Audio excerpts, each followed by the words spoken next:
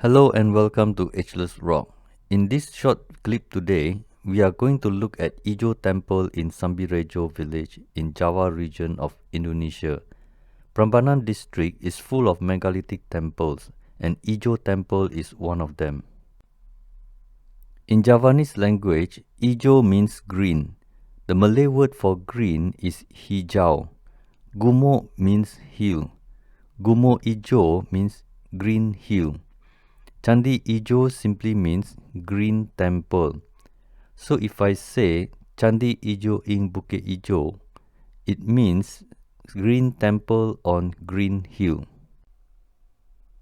According to archaeologists, Ijo Temple stood tall during the Mataram Kingdom ruled by the Sailendra dynasty. For now, Rakai Pikatan and Rakai Kayuwangi are credited for the construction of Ijo Temple. On the foothill to the west, archaeologists found artifacts and temple ruins that might link to Ijo Temple. So, there is a possibility that Ijo Temple is bigger than what it is today. As you can see, Ijo Temple is approximately 400 meters above sea level, on top of Gumok Ijo Hill. So you have to wonder, how did ancient Javanese smack nearby bedrock, shape them into smaller blocks and transport them uphill? This is another large temple complex where no one knows anything about it. According to Wikipedia, it was constructed between 10th and 11th century. But according to Cultural Heritage Preservation of Indonesia, it was built in 9th century. During this period of history, Java was ruled by Mataram Kingdom. This complex can be divided into 11 terraces leading up to the main temple. From first terrace to the top, there are 17 temples. Luckily, the main temple remains in good condition. Even the 3 Pewara temples or ancillary temples are in great shape. On the highest terrace is the main temple. It is considered as the most sacred part of the entire complex. The temple is 18.4 meters on all sides and 16 meters tall. It has 3 niches that look like windows on all sides. H.E. Doripaal is given the credit for rediscovery in 1886. It is very strange to me, even the locals didn't know much about its existence. Excavation at this site is an ongoing activity. Later, it was C.A. Rosemeyer who discovered Linga and Yoni in the main temple. Up till now, there isn't much story you can find from these ancient ruins. There are many relics around this area which suggest excavation could encompass a much larger area than what you see today. Later, it was C.A. Rosemeyer who discovered Linga and Yoni in the main temple. Up till now, there isn't much story you can find from these ancient ruins. There are many relics around this area which suggest excavation could encompass a much larger area than what you see today. It was only in 1958 that Indonesia took control of the research and restoration. Restoration effort was completed in 1997 for the main temple and continued to the Pewara temples, which went on from 2000 to 2003. But between construction and rediscovery, information is completely wiped off our history. Even the locals know nothing. The main temple is basically a large base with a square building with a pyramid roof top. If I were to compare similarities, I can say there is something about pyramid shape in megalithic sites like Mexico and Egypt. This is an amazing temple complex of 11 terraces with 17 temples where mostly are concentrated on the 9th terrace. The 11th terrace is the most amazing to me. Look at the amount of earth and bedrock to be flattened and removed before any stone blocks could be transported up the green hill. It is a pretty amazing project since they only have primitive tools. There is a very good chance that in the future, excavation will expose a larger site heading towards the west.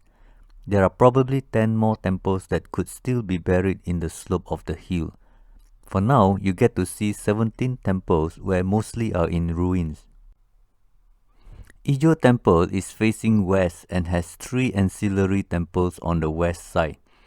These three Pawara temples are believed to be for Brahma, Vishnu and Shiva, which is the Trimurti of Hinduism.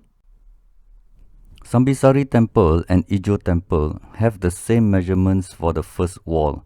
You can pin 10 times for measurements and get 10 different results, but it will be in the range of 48 meters and 49 meters. I don't think this is a coincidence. The unknown ancient builders seem to know a certain blueprint is required for certain purpose we have yet to find out.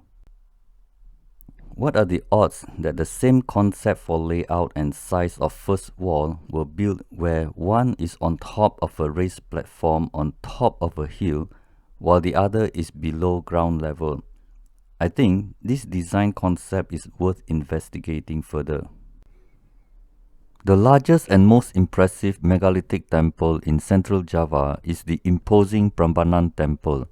It is also made up of three smaller pyramids in front of the entrance, but it is facing east. Three pyramids in a row next to the main pyramid is a common layout in other parts of the world also.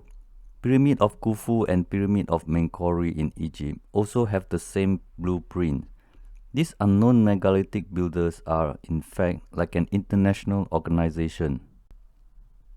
In Mexico, we have the famous Pyramid of the Sun. This enormous structure also has a three small pyramids layout facing the front. By now, you can see this is an impossible coincidence separated by distance and culture. To make it even more unlikely, here is another similarity. Further down the Avenue of the Dead is the Pyramid of the Feathered Serpent. This smallest pyramid of the three, in a gigantic sunken citadel, has three pyramids facing the back. The three Pawara temples are basically 5 meters by 5 meters square except the middle temple which is 6 meters wide. The height of all three Pawara temples is about 6 meters tall. It has very impressive stone masonry with lots of stupas on the pyramidal roof. Some say these are like structures that beam out energy. The North Temple has a well. The Center Temple has a Bull Nandi and a Padmasana, while the South Temple has a Yoni and Padmasana. The entire complex is made up of polygonal masonry, but this photo is particularly interesting to me. Look at the yellow box on the wall. It has a unique polygonal small block tucked in. The mysterious megalithic builders are definitely good at tucked-in blocks to fill in a gap. They did the same thing at Easter Island, which is a small island with lots of big Moai stone heads. For me, the most obvious clue is the polygonal masonry, just like those megalithic sites around the world. It is an architecture not local to the area, and locals always say they don't know how to do it and they didn't do it. There are many small temples at the complex where visitors don't seem to hang around much, but you will never know. They could be the missing link and key to sacred knowledge to our hidden past. This pile of rubble is just some of the stone blocks that has no place to go to. It looks like evidence to me that local people didn't build the temple because if they do, they would have shaped them into useful blocks for their house many centuries ago. There is another mysterious structure about 278 meters to the northwest of Ijo Temple. Currently, it is known as Bandung Sambijero Well. It is named after the place. This is a well no one is talking about because no one has a clue what happened here. We actually don't know if it was actually dug into the ground and polygonal stones stacked on the side all the way to the bottom to have water. That wouldn't make sense because this hole is 376 meters above sea level. You can only collect rainwater. This hardly looks like a water collection system. This hole looks more like the beginning of a typical megalithic temple with a hole in the middle, where mainstream will typically say it is a tomb.